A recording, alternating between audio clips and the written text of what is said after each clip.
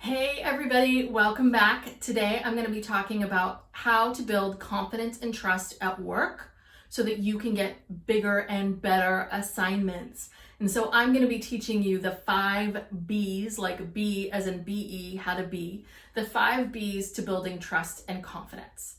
So for all the best advice and guidance and support that you're looking for, please subscribe to my channel. I drop a new video every single Thursday where I'm talking about career and love and relationships and mental health and all of that good stuff.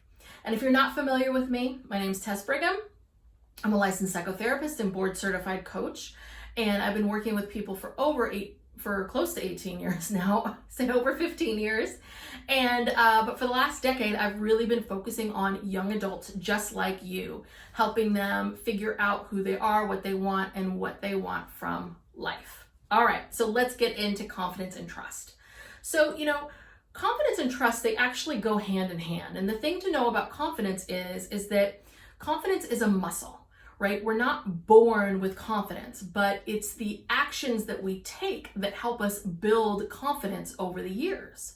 So what's really important to understand is that confidence is about you and how you feel about yourself and how you project that image out into the world, right? It's from internal to the external.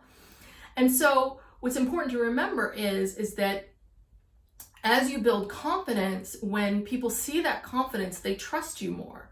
And with that trust, it helps you build confidence.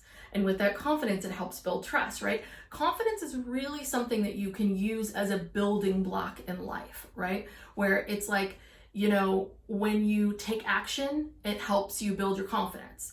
And the more confident you feel, the more actions you take. The more actions you take, the more confident you, right? You can see how confidence gets into this loop with people, which is why it's a muscle, right? It's very easy if you are not focusing and trying to build your confidence muscles on a regular basis, that they will start to weaken and shrink and get a little blah, right?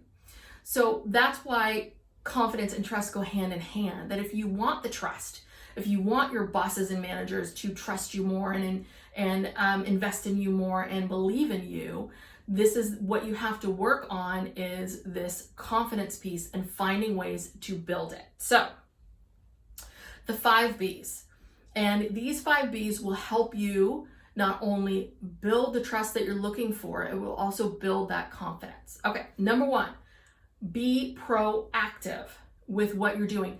Bosses, managers, they are overwhelmed with so much stuff. Be proactive, right? If you see a problem, fix it. If you have an issue with something, go deal with it.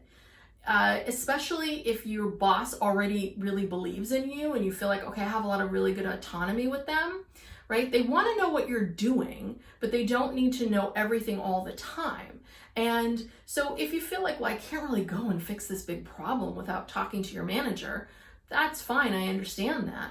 But a big part of being proactive is being able to say, this is the problem. This is how I think we can fix it. This is how long I think it'll take. And what do you think? I'd like to lead this, right? Be proactive. Ask for what you want. Go after the things. Constantly think about, what can I be doing to make my manager and boss's lives easier? What can I do to build, my own trust and credibility with people? What does that look like? Okay, 2 is be vocal, meaning be vocal in meetings. Speak up. So many of my clients will tell me that they get into these meetings, especially with their bosses and their bosses' bosses, big managers, and they won't say a thing, right? They think like, oh, I had an idea and I wanted to say something about it, but then I kept thinking about it and going in circles about it, and then someone else raised their hand and they said the exact idea I had.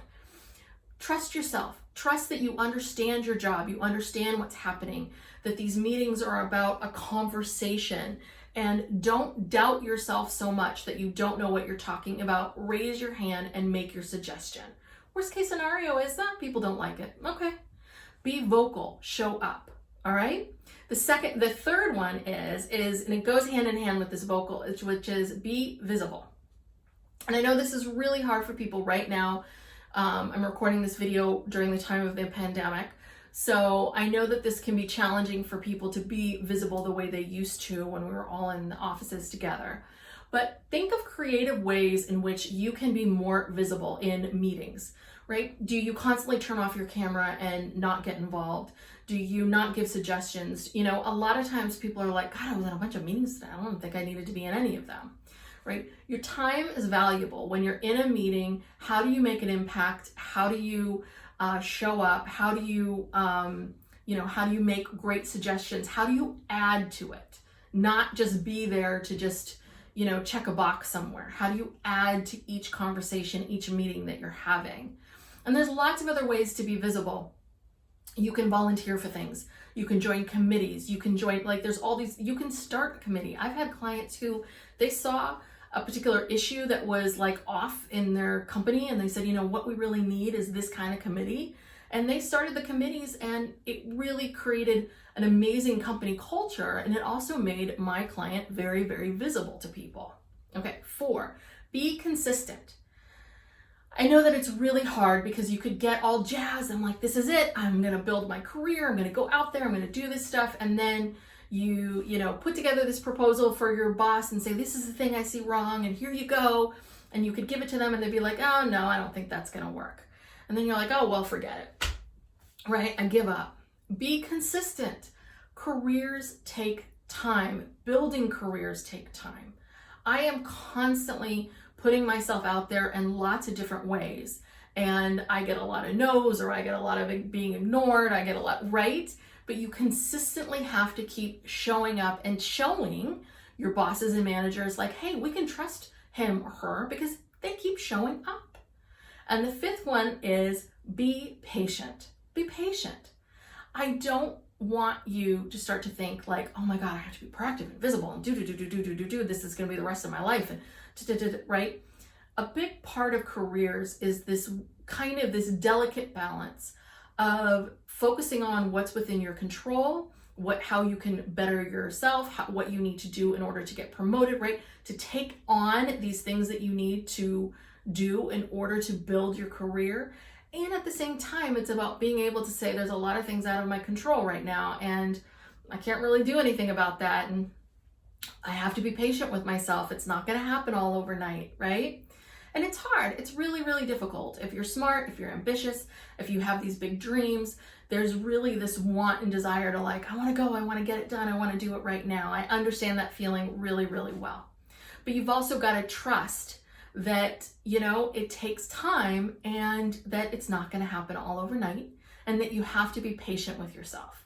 And if you feel like you're spinning, constantly thinking about work, doing all this stuff, then that's your clue to I don't want you to burn yourself out. Just sort of say, okay, I'm going to keep being consistent, showing up to meetings, doing all these things, but I'm going to stop trying to control so much. I'm going to really focus on what's within my control and show up there. All right. So this entire month of December, I am talking about careers. And so there are 2 other videos this month that I would love for you to check out.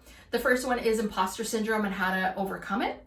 And the other one is how to stop drifting and start taking control of your career. And if this video really spoke to you, you feel like there's someone in your life you want to share it with, please share it with them. Please spread the word about my channel. Please subscribe. I am here every single week, every Thursday. And if you like the video, please like it, comment below. And I want to hear, what are you going to be? What's the B that you're going to choose this month to focus on? All right. I will see you next time. Bye-bye.